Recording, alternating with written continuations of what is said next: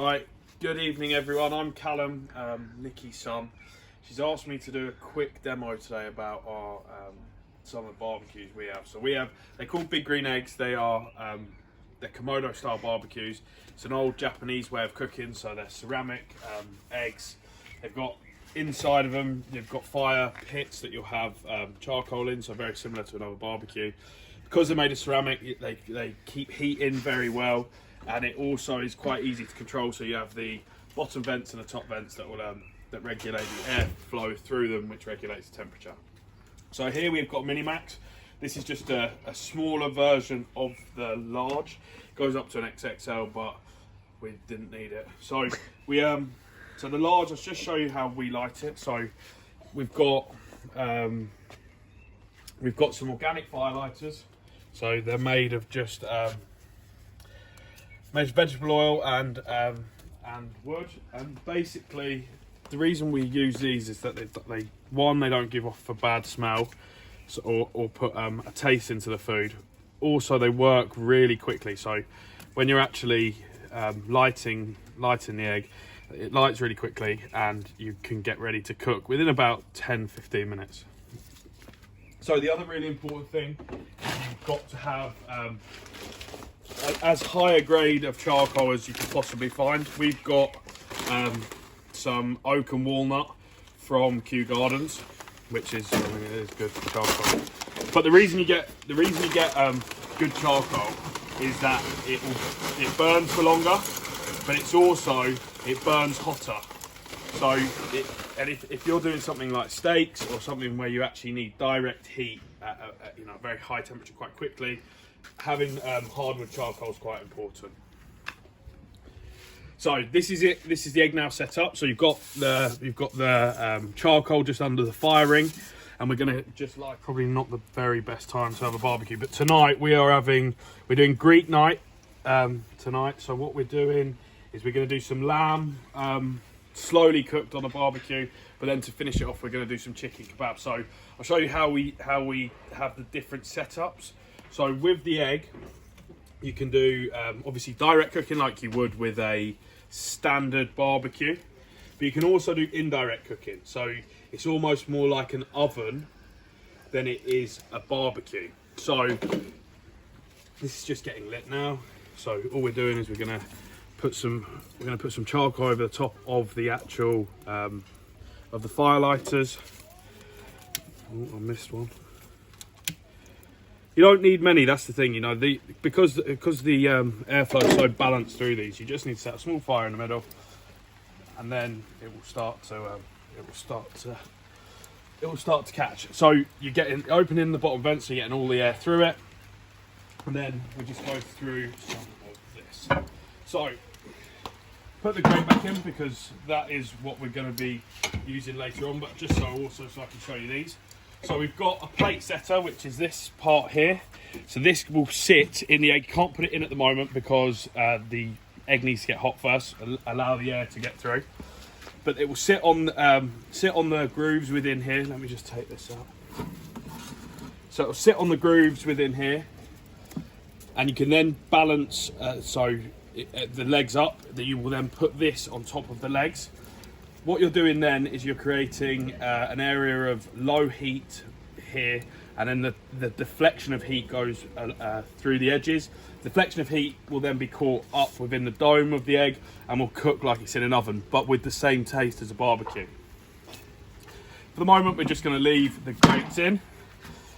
I always leave them dirty. Mum goes mad, but I think it's better flavour. Give it a quick wipe down before you put anything on, and spray some oil so that it burns off any of the other bits and pieces. So other things that we can do in here is we often smoke meat in here. So you can use pecan, apple, oak, pretty much any wood you can find.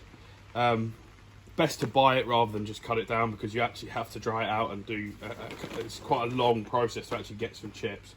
So if you buy them like that, and all you do is soak them for 20 or so minutes beforehand. Some people say upwards of 2 hours, but you don't really need that. 20 minutes is enough. Put them in the barbecue when it's hot, and then that will then help to smoke the meat or whatever it is you're cooking. can also get planks, so we often use planks. So later on, I've got to go home and sort some other bits and pieces out. But I'll come back and I'll show you how we use smoking planks for fish. So you can put fish onto the smoking planks.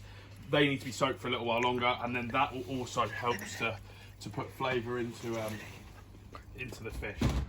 So we're gonna let this carry on, let this heat up, and then we're going to we'll come back in a little while, and I'll show you exactly how we're going to cook the bits and pieces on the egg this evening. See you in a bit. Thank you, Callum. So barbecue's now lit. We now need to get the plate setter, which is the deflector plate, effectively, into the egg. So taking the grate out. Careful not to stand on it because it'll plug together. We put the plate setter into the egg. Fits nice and securely, as there's like there's 3 little notches in there, so it's nice and secure. This will take probably about 10 or 15 minutes to heat up. So you're just gonna put the grate back in, and in the meantime I have been fired up the smaller egg as well, just so we can do some other bits and pieces. So we'll shut the lid and wait till it gets to roughly 160, 170 degrees.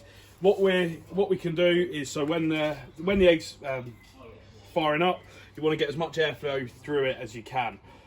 Once you get it to a stable temperature, you just have to play around with the bottom and the top just to regulate the airflow and get everything working as it needs to.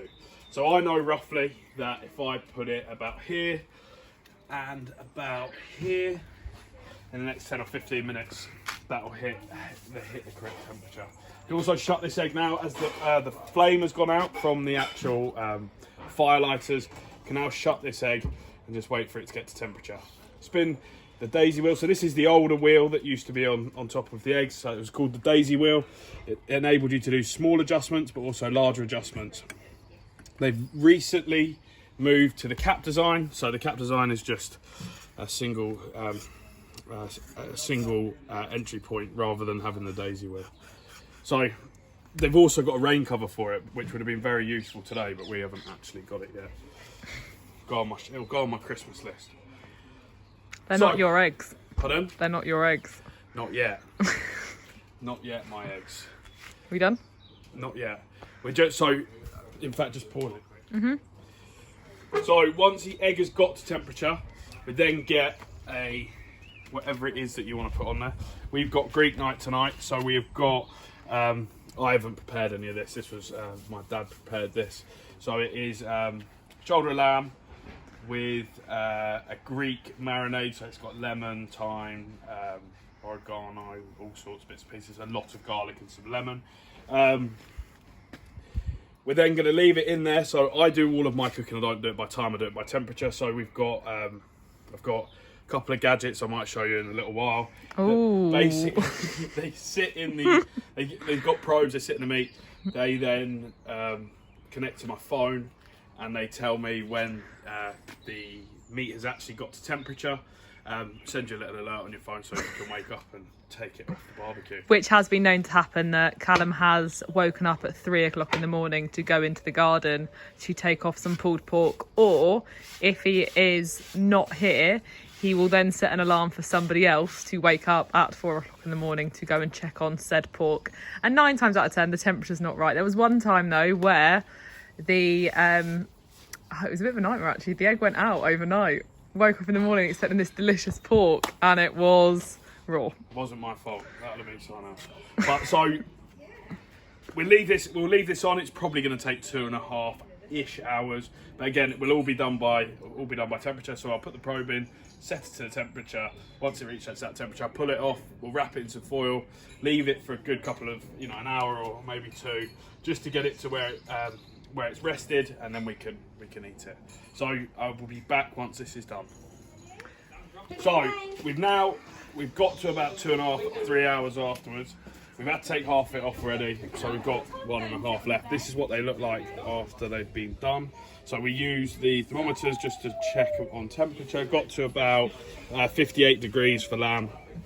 Now I'm going to take it off, and and we'll eat it. We are also going to do afterwards, so we're going to take the plate setter out, we're going to put the grill back on, and we're going to do some octopus legs on the egg. So if you've got any questions, please direct them to Mum and see if she won't send them to me. That'll be perfect. Thank you very much. See you everyone. Thanks, Cal.